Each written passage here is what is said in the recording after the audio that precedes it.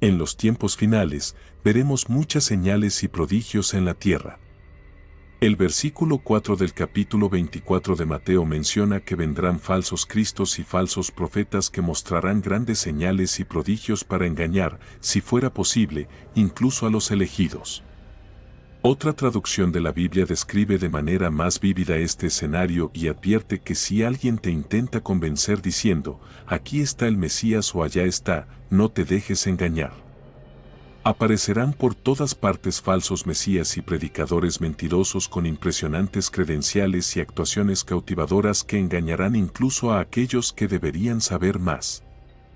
Pero Jesús nos ha advertido claramente sobre esto.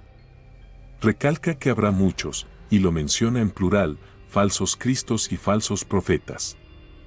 Estos individuos ganarán notoriedad porque podrán realizar grandes señales y prodigios. Y lo que realmente debería captar nuestra atención es que Jesús dice que engañarán, si fuera posible, incluso a los elegidos. Incluso aquellos que consideramos fuertes cristianos están en riesgo de ser engañados si no están atentos. Reflexiona sobre esto. ¿Por qué Jesús nos advertiría con tanto detalle? ¿Por qué nos diría que cuando vengan estos falsos profetas realizarán grandes señales y prodigios? Bueno, aquí está la razón. El versículo 13 al 15 del capítulo 11 de 2 de Corintios dice que tales son falsos apóstoles, obreros engañosos, que se disfrazan de apóstoles de Cristo.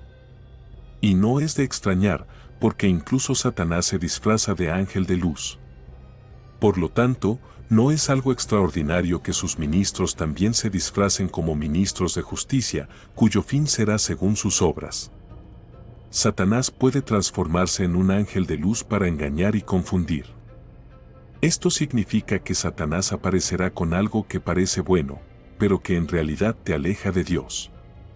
Aquí tienes 3 ejemplos de situaciones reales. Primero, Satanás puede ser la fuerza influyente detrás de un grupo de adoración cristiano. Entonces, tendrás un grupo de cantantes talentosos que son excelentes intérpretes y vocalistas, pero sus vidas no reflejan el evangelio que cantan. De hecho, estas personas modelarán comportamientos pecaminosos como si fueran aceptables ante Dios. Así es como Satanás se transforma en un ángel de luz. En segundo lugar, Satanás puede abrir puertas que parecen bendiciones pero que son perjudiciales para ti. ¿Recuerdas cuando Jesús ayunó durante 40 días y 40 noches? El diablo llevó a Jesús a la cima de una montaña muy alta y le mostró todos los reinos del mundo y su gloria. Ahora, ¿recuerdas qué le dijo Satanás? Le dijo a Jesús, todo esto te daré si te arrodillas y me adoras. No puedes dar lo que no posees. Para que Satanás ofrezca a Jesús los reinos de este mundo, significa que tiene cierta capacidad para darte fama, dinero, estatus o cualquier cosa mundana que desees, pero viene con un costo, tu alma. Así que ves, el diablo puede abrir puertas en tu vida que parecen bendiciones, pero en realidad son estrategias destructoras para tu alma. Ese negocio puede despegar y convertirse en tu ídolo. Ese sueño puede volverse una obsesión tan fuerte que nada más importa y pronto estarás tan ocupado con esta bendición que ya no tendrás tiempo para leer la Biblia. Ora, comunícate y comparte con Dios. El tercer y último ejemplo tiene que ver con las personas. Satanás puede y de hecho pone en tu vida a personas que no son buenas, personas con malas intenciones. Recuerda lo que Dalila le hizo a Sansón. Dalila fue alguien que el diablo colocó para seducir y destruir a Sansón. Un joven o una joven que está construyendo su vida, trabajando en su carrera y saliendo con el deseo de casarse debe tener cuidado. Porque el diablo puede enviar a alguien a tu camino que solo querrá intimidad física sin el compromiso del matrimonio. Así, el diablo puede presentarte algo que parece bueno, pero debajo de la superficie, eso es veneno. Ahora profundicemos un poco más en por qué Jesús se esforzó tanto en decirnos que surgirán falsos cristos y falsos profetas y mostrarán grandes señales y prodigios para engañar, si es posible, incluso a los elegidos. Creo que en los últimos días, las personas que serán utilizadas por el diablo tendrán la capacidad de hacer cosas sobrenaturales, no para la gloria de Dios, sino para obtener ganancias financieras, entretenimiento y fama. Verás a personas siendo sanadas y será convincente, por eso incluso los elegidos podrían ser engañados si fuera posible. Pero cuando te alejas y miras el panorama general, verás que, aunque se produzca una sanación milagrosa, el nombre del Señor no es glorificado. Sin embargo, no se trata de alguien que busca los aplausos para sí mismo, sino más bien de aquel que desea reconocimiento. Por esta razón, la Biblia nos dice que pongamos a prueba los espíritus. Ahora bien, el diablo tiene un historial de realizar señales y prodigios engañosos. Si recuerdas en el libro de Éxodo, Aarón lanzó su bastón ante el faraón y sus oficiales y se convirtió en una serpiente. El faraón llamó a sus propios sabios y hechiceros, y estos magos egipcios hicieron lo mismo con su magia, lanzaron sus bastones, que también se convirtieron en serpientes, pero el bastón de Aarón terminó tragándoselos de ellos. Estas son señales y prodigios. Piensa en cuántas personas creen en la magia en la actualidad. ¿Cuántas personas piensan que la magia es inofensiva o incluso inútil? ¿Cuántas personas creen que no hay nada malo en la magia, que es solo una película? Solo un espectáculo, un montón de trucos. Bueno, hubo un incidente que ocurrió en Hechos 19, Dios le dio a Pablo, el apóstol, el poder de realizar milagros inusuales. Los pañuelos que habían tocado su piel se colocaron sobre personas enfermas y éstas sanaron de sus enfermedades y los espíritus malignos fueron expulsados. Un grupo de jóvenes intentó imitar a Pablo y expulsar espíritus malignos, pero se encontraron con un hombre poseído por un demonio que les dijo: «Yo conozco a Jesús y conozco a Pablo, pero ¿quiénes son ustedes?». Este hombre, poseído por el demonio, luego saltó sobre el grupo de imitadores, los dominó y los atacó con tal violencia que huyeron de la casa golpeados. Cuando esta historia se difundió por la ciudad, un temor solemne cayó sobre ella y el nombre del Señor Jesús fue grandemente honrado. Esto llevó a que la gente se arrepintiera, y aquí está lo que sucedió. Hechos 19, versículos 18 y 19, dice que muchos que habían creído vinieron confesando y declarando sus actos. Además, muchos de los que habían practicado magia reunieron sus libros y los quemaron a la vista de todos. Calculando su valor, sumaba 50,000 piezas de plata. Si la magia era prevalente en esa época, ¿te imaginas cuán extendida está la práctica de la magia hoy en día? Pero una cosa quedó clara: una vez que la gente escuchó el Evangelio de Jesucristo, se dieron cuenta de que las artes mágicas que habían practicado eran, de hecho, prácticas malignas.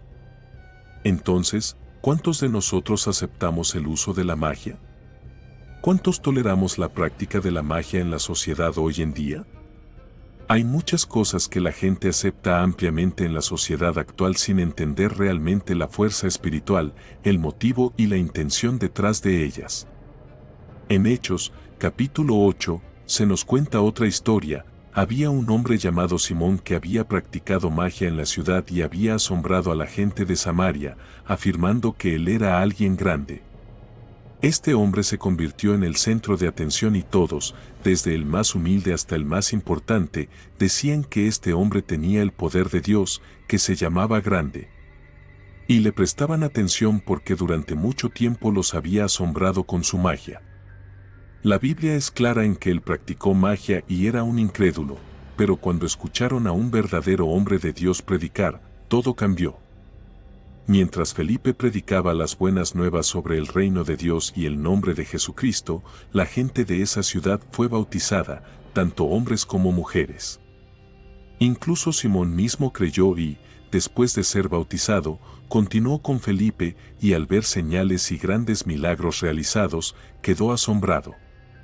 En esta historia, está claro que, antes de que la gente escuchara el Evangelio de Jesucristo y se arrepintiera, la gente veía los trucos de magia, las señales y prodigios de este hombre llamado Simón y quedaban fascinados y deslumbrados con su magia.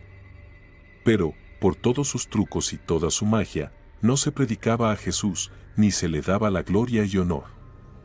Aún así, la gente todavía pensaba que él era un hombre de Dios.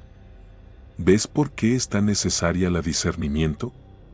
¿Ves por qué nunca deberíamos asociar simplemente a Dios con señales y prodigios? El diablo también realiza señales y prodigios, porque en 2 de Tesalonicenses 2, versículo 9, la Biblia dice que la venida del impío es según la obra de Satanás, con todo poder, señales y prodigios mentirosos. En los últimos días, el anticristo realizará prodigios mentirosos, los falsos profetas realizarán prodigios mentirosos y necesitamos estar tan llenos del Espíritu del Señor que no nos dejemos llevar solo por lo que vemos. Cuando realmente es obra de Dios, entonces Él recibe la gloria y el honor. Cuando realmente es obra de Dios, entonces su palabra está involucrada. Cuando realmente es obra de Dios, entonces el Espíritu Santo está involucrado y el resultado final es que tú y yo alabaremos a Dios, no a un mago, pastor o persona. La Biblia dice en Gálatas 5, versículos 19 al 21, que las obras de la carne son evidentes: inmoralidad sexual, impureza, sensualidad, idolatría, hechicería, que es la práctica de la magia, enemistad, contienda, celos, arrebatos de ira, rivalidades, disensiones, divisiones, envidia, borracheras, orgías y cosas por el estilo. Os advierto, como ya os advertí antes, que los que practican tales cosas no heredarán el reino de Dios. Os insto a manteneros puros.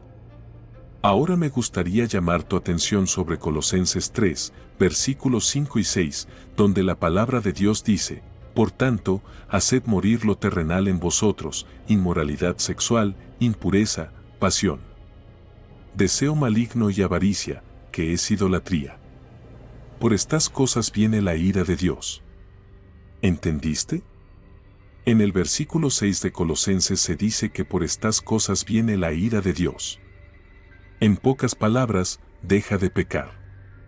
No caigas en el pecado habitual. Abandona los deseos sensuales y egoístas de tu cuerpo, aléjate del pecado, no seas codicioso porque la codicia es una forma de idolatría, ya que reemplaza tu devoción al Señor.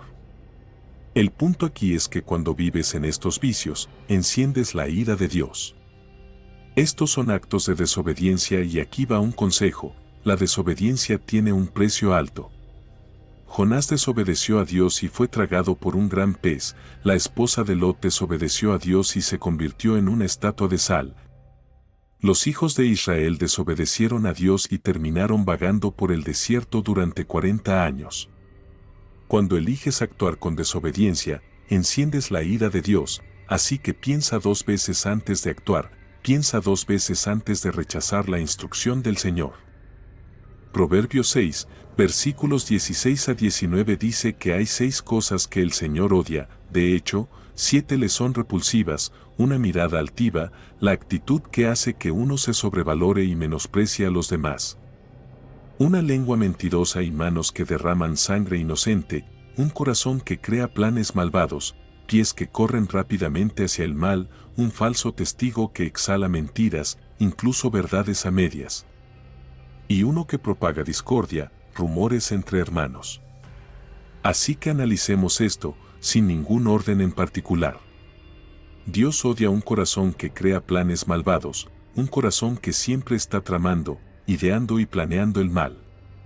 Ahora, ¿cuáles son algunos de los planes malvados que el corazón de una persona puede hacer? Bueno, el corazón de una persona puede pecar, puede planear cómo pecar de tal manera que otras personas no lo sepan o vean. Los planes malvados en el corazón de una persona podrían estar relacionados con la venganza, la represalia, menospreciar a alguien o simplemente desear el mal contra otra persona. Estas son las cosas que Dios odia y ciertamente no quiere encontrar en el corazón de ninguno de sus hijos. Ahora, en segundo lugar, Dios odia el orgullo, detesta a aquellos que subestiman a los demás, aquellos que tienen orgullo despreciarán a otras personas y pensarán que son mejores que los demás. Pero la Biblia es clara en esto: Dios se resiste a los orgullosos pero da gracia a los humildes. Una mirada altiva es aquella de una persona que antepone su voluntad personal a la voluntad de Dios. Señoras y señores, déjenme decirles que fue el pecado de orgullo el que hizo que Lucifer fuera expulsado del cielo, y es un pecado que Dios no tolera. Así que tú y yo debemos asegurarnos de que nuestros corazones nunca estén llenos de orgullo, sino que, por el contrario, permanezcamos como personas humildes. Ahora, la Biblia también nos dice que Dios detesta a un falso testigo que exhala mentiras, incluso verdades a medias. En otras palabras, Dios odia la lengua mentirosa, y la odia porque Jesús describió al diablo como el padre de las mentiras. Por lo tanto, cualquiera que mienta está haciendo el trabajo del diablo. Gente de Dios, déjenme decirles que la verdad es un elemento central de la vida cristiana. El Espíritu Santo se describe como el Espíritu de la verdad. Jesucristo es el camino, la verdad y la vida. Si Cristo habita en nosotros, si Cristo vive en nosotros y si el Espíritu Santo reside en nosotros, si el Espíritu Santo nos ha sellado, entonces seguramente debemos ser verdaderos creyentes que buscan la verdad y hablan la verdad. Continuando, la Biblia nos dice que Dios odia a quien siembra discordia y rumores entre los hermanos. Cualquiera que siembre discordia entre los hijos de Dios, cualquiera que instigue odio y rumores dañinos o chismes, esa persona es enemiga de Dios.